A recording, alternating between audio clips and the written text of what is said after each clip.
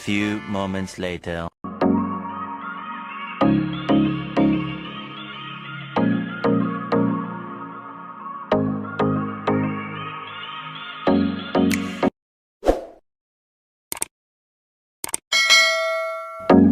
Video ini dibuat untuk menyelesaikan salah satu tugas dalam mata kuliah Filsafat Administrasi dengan dosen pengampu Bapak Farid Zaki Yopiano, MSI. Kami dari kelompok 6 yang terdiri 3 anggota yang masing-masing kerjasama dalam memenuhi tugas yang berjudul unsur utama dan unsur pelengkap dalam ilmu administrasi. Sebelum kami masuk ke dalam materi, izinkan kami memperkenalkan diri terlebih dahulu. Yang pertama, saya sendiri atas nama Anjeli dengan NIM 2311027757.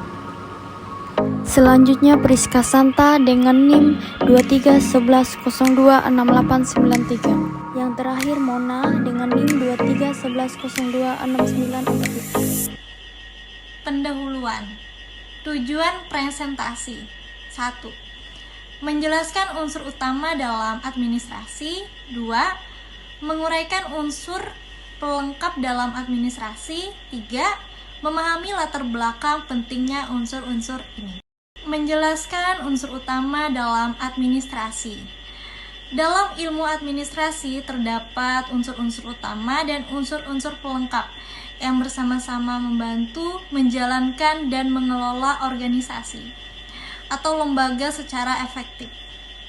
Berikut adalah penjelasan mengenai kedua jenis unsur tersebut. Unsur utama dalam ilmu administrasi. 1. Tujuan. Tujuan merupakan sasaran yang ingin dicapai oleh organisasi. Tujuannya harus jelas, spesifik, dan realistis untuk memadu segala aktivitas administrasi. 2. Organisasi. Organisasi adalah struktur atau wadah di mana proses administrasi berlangsung. Ini termasuk hierarki, departemen, dan hubungan antar unit kerja. 3. Manajemen. Manajemen adalah proses perencanaan, perorganisasian, pengarahan, dan pengendalian sumber daya organisasi untuk mencapai tujuan yang telah ditetapkan. 4. Personalia. Personalia atau sumber daya manusia mencakup semua orang yang bekerja dalam organisasi. Mereka adalah aset utama yang menjalankan tugas-tugas administratif. 5. Keuangan. Keuangan mencakup pengelolaan sumber daya keuangan organisasi, termasuk perencanaan anggaran, akuntansi, dan pengendalian biaya.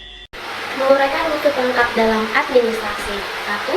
Komunikasi. Komunikasi adalah proses menyampaikan informasi, ide, dan perasaan dari satu pihak ke pihak lainnya dalam organisasi.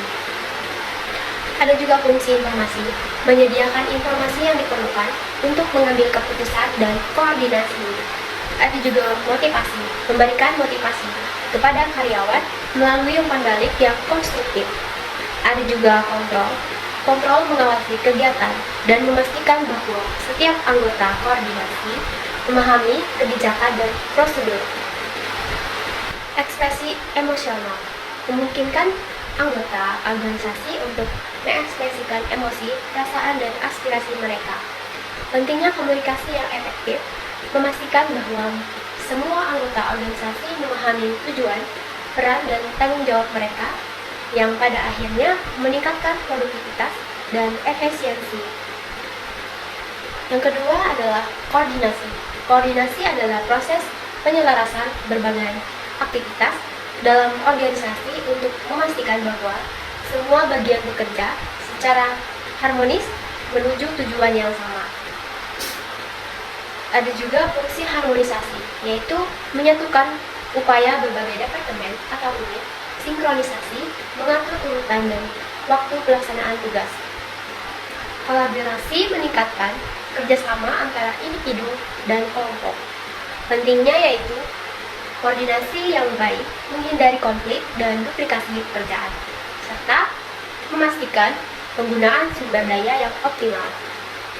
Yang ketiga adalah pengambilan keputusan. Pengambilan keputusan adalah proses pemilihan alternatif terbaik dari berbagai opsi yang tersedia untuk mencapai tujuan tertentu. Ada juga fungsinya, yaitu identifikasi masalah, mengenali masalah yang perlu dipecahkan, mengumpulkan informasi, mengumpulkan data yang relevan untuk dianalisis. Evaluasi alternatif, menimbang berbagai opsi berdasarkan kriteria tertentu. Pemilihan alternatif, memilih opsi yang paling sesuai dengan tujuan organisasi. Pentingnya keputusan yang baik organisasi, sementara keputusan yang buruk dapat menimbulkan kerugian. 4. Kepemimpinan. Kepemimpinan adalah kemampuan untuk mempengaruhi motivasi dan membimbing individu atau kelompok untuk mencapai tujuan organisasi. Fungsinya yaitu mengartikulasikan visi dan arah organisasi. Motivasi, mendorong dan memotivasi karyawan untuk bekerja menuju tujuan. Mengembangkan, meningkatkan kemampuan dan keterampilan karyawan, resolusi konflik, menyelesaikan perselisihan dan masalah dalam tim. Pentingnya yaitu memimpin yang efektif, menciptakan lingkungan kerja yang positif dan produktif, serta membimbing organisasi melalui perubahan dan tantangan. 5. Evaluasi. Evaluasi adalah proses menilai kinerja dan hasil kerja untuk menentukan sejauh mana tujuan telah tercapai tujuan. Fungsinya yaitu menilai kinerja, mengukur kinerja individu dan tim, menghadap standar yang telah ditetapkan. Umpan baliknya yaitu memberikan umpan balik konstruktif untuk perbaikan. Identifikasi masalah, mengidentifikasikan area yang memerlukan perbaikan. Pengambilan tindakan, menentukan tindakan korektif. Pengambilan tindakan menentukan tindakan korektif atau preventif yang diperlukan. Pentingnya evaluasi yang baik membantu organisasi memahami keberhasilan dan kekurangan mereka, serta membuat menyelesaikan yang diperlukan untuk meningkatkan kinerja di masa depan.